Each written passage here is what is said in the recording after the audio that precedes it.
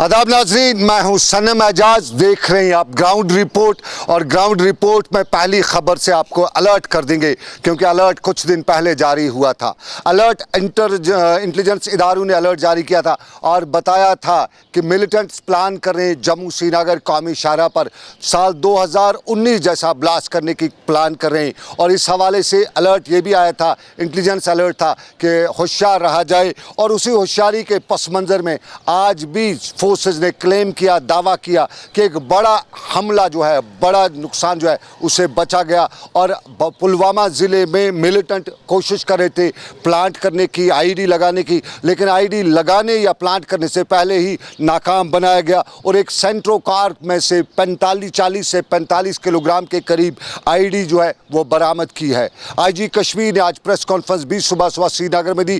खुलासा करते हुए बताया कि मिलिटेंट्स जो थे वो फिदायीन थे और 2 नाकों पे उन्होंने नाके फलांदे, नाके तोड़े, जिस दौरान फोर्सेस ने, पुलिस ने, वहाँ पे मौजूद जो लोग थे उन्होंने उन नाकों पर हवाई फायर भी की। लेकिन उसके बाद तीसरे नाके से पहले ही वो फिदायीन गाड़ी को छोड़ गए, सेंट्रो छोड़ गए। और सेंट्रो छोड़ने के बाद जब फोर्सेस वहाँ सेंट्रो के पास पहुँचे तो गाड़ी में पहले उन्हें अंदाज़ा था कि 10 से 15 किलोग्राम की आईडी है, लेकिन बाद में मालूम हुआ कि 40 से 45 किलोग्राम की आईडी थी। और एक बड़ा हादसा या कहें तो बड़ा हमला होने से पहले ही टाला गया। और ये आईजी कश्मीर विजय कुमार ने श्रीनगर में प्रेस कॉन्फ्रेंस के दौरान आज खुलासा किया। अलर्ट जारी हुआ था और इसी अलर्ट के पस मंज़र में सब कुछ हुआ।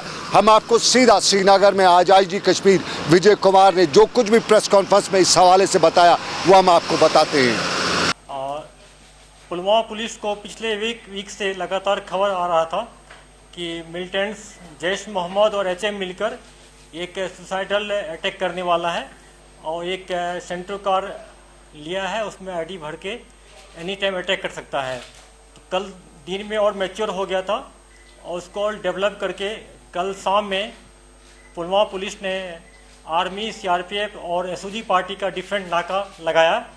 और आए गुण में जब उसी गाड़ी में जिसका खबर था, जब नाका पार्टी के पास आया तो हमारे फोर्स ने वार्निंग फायर दिया।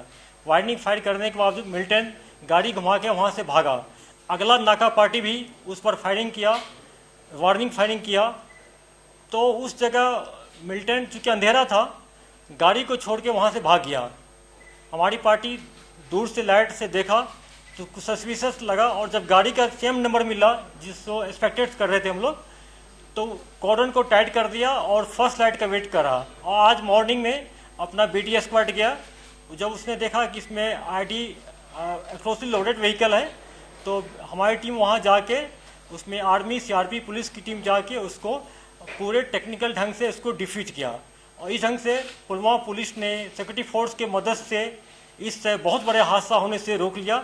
मैं पुलिस को और पैरामिलिट्री सीआरपीएफ को, आर्मी को बधाई देता हूं कि सबों ने मिलकर बहुत अच्छा काम किया है।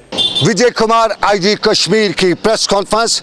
40 से 45 किलोग्राम की आईडी ब्लास्ट होने से जो हादसा उन्हें करने की कोशिश की वो नहीं हो पाया, लेकिन जब उसको बम डिस्पोजल स्क्वाड ने ब्लास्ट किया तो ये करीबन 15 फुट ऊपर उठी ये, और इससे नुकसान हुआ। ये आईजी कश्मीर ने प्रेस कॉन्फ्रेंस दी। और साफ जाहिर है जो ब्लास्ट वहाँ पे हुआ, बम डिस्पोजल स्क्वाड इसको जब नाकारा बना तो उसमें मकान भी आया, ट्रांसफार्मर भी आया, आसपास की बहुत सी प्रॉपर्टीज़ भी आई और वहाँ पे लोगों का बहुत ज़्यादा नुकसान भी हुआ। वहाँ के लोगों ने हमारे साथ बात की, हमारे नुमाइंदे के साथ बात की, और जहाँ बात की, हालात की, वाक़ात की, इल्ज़ामात भी लगाए। लेकिन इसी इल्ज़ामात के पस मंज़र में ये भी बताया कि ये जो सारा कुछ नुकसान हुआ ये इसकी भरपाई करना ज़रूरी है। वहाँ के लोग क्या बता रहे हम आपको दिखाते हैं।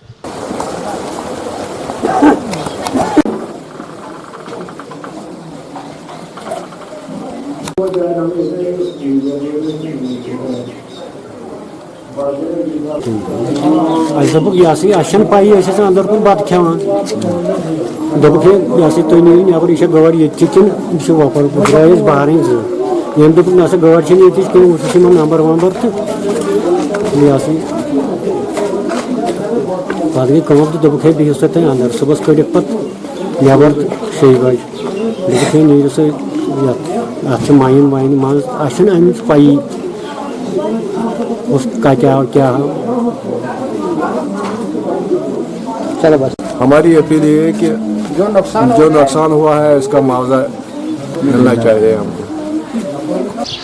40 से 45 किलो की आईडी और इसका धमाका, जोरदार धमाका, दरो दीवार हिला दिए आसपास के घरों के, और उस पर वहाँ के लोगों का इल्ज़ाम, वहाँ के लोगों की प्रार्थना, वहाँ के लोगों की अपील। ये पुलवामा की बात। लेकिन अब आपको बारामूला लिए चलते हैं। बारामूला के एक शख्स की 50 से 55 साल के उम्र की शख्स की श्रीनगर के SMH अस्पताल में मौत वाक़ा हो जाती है।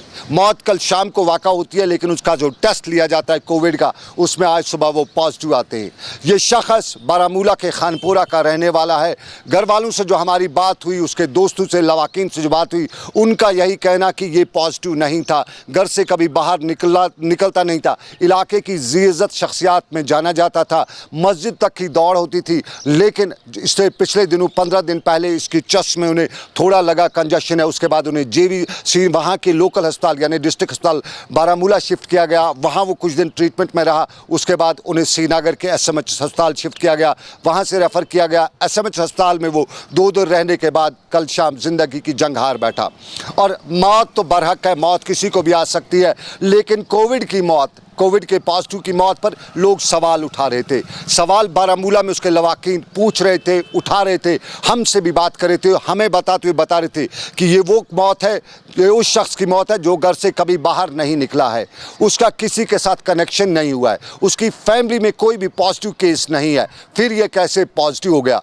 इल्ज़ाम और इसमें शक पहला वो उठा रहे थे बारामूला के अस्पताल पर कि कहीं न कहीं अगर वो वाकई में पॉजिटिव है तो उसको बारामूला के अस्पताल में शायद पॉजिटिव हुआ है। और दूसरा शक वो श्रीनगर के SMH अस्पताल में कर रहे थे कि SMH अस्पताल में कहीं वो पॉजिटिव तो नहीं हुआ है। ये उसके लवाकिन इल्ज़ाम लगा रहे थे कि पॉजिटिव जो हो रहा है ये अस्पतालों में तो नहीं हो रहा है, वहाँ पे पूरा ये मामला जो है ये कहीं हमारे सिस्टम के लिए ख़तरा तो नहीं है। और कुछ लवाकिन ने हमें ये भी बताया कि उन्हें आज भी शक है, जो रिपोर्ट आया है, रिपोर्ट पर उन्होंने कहा कि शक है कहीं डॉक्टर अपनी कोताही को बचाने के लिए, अपनी कोताही से बचने के लिए सर चढ़ा देते हैं। कोविड के नाम जो भी मौत हो जाती है, ये वो लोग कह रहे थे, हम बिल्कुल नहीं बता रही। उसके लवाकिन बता रहे थे कि शक की सुई बहुत सी है, तहकीकात की बात कर रहे थे कि कहीं न कहीं कुछ हमारे ये जो मामलात हो जाते हैं, जब डॉक्टर नाकाम हो जाएं, जब दूसरे लोग नाकाम हो जाएं, तो अपना सर से पल्ला झाड़ते हुए वो कोविड के नाम तो नहीं चढ़ा रहे हैं। बारामूला के शख्स के लवाकिन आज इस मौत के हवाले से बात कर रहे थे। लेकिन इसी मौत के पस मंज़र में सवालात जहाँ बहुत से उठ रहे हैं, हमारे अस्पतालों का स्ट्रक्चर या इंफ्रास्ट्रक्चर, उस पर हम बात करेंगे ही नहीं, क्योंकि अगर होता तो हम बात करते, लेकिन है नहीं तो क्या बात करें। लेकिन उसी पस मंज़र में बात ज़रूरी ये करनी है कि वहाँ पे इन दिनों फिज़िकल डिस्टेंसिंग कितनी है, कैसी हो रही है। अगर हमारी बात पे यकीन करिएगा तो हम बिल्कुल मानने को तैयार नहीं हैं कि वहाँ फिज़िकल डिस्टेंसिंग होती है, वहाँ सोशल डिस्टेंसिंग होती है, वहाँ ख़ास ख्याल रखा जाता है। सभी अस्पतालों की हम बात करें, और हम आपको बताएं कि ये सरकारी अस्पतालों की बात नहीं है। श्रीनगर के एक प्राइवेट अस्पताल में भी आज हम गए थे, अपनी ज़ाती मजबूरी की वजह से गए, लेकिन श्रीनगर में शिफा नाम का ये अस्पताल श्रीनगर के मगरमल बाग के इलाके में है। वहाँ पे भी हमने देखा 3 घंटे तक हम अपने बीमार के साथ वहाँ रहे, ना हमने वहाँ सोशल डिस्टेंसिंग देखी, ना हमने फिजिकल डिस्टेंसिंग देखी, हमने वो कुछ नहीं देखा जो गाइडलाइंस है, जो कोविड के हवाले से WHO की गाइडलाइंस है,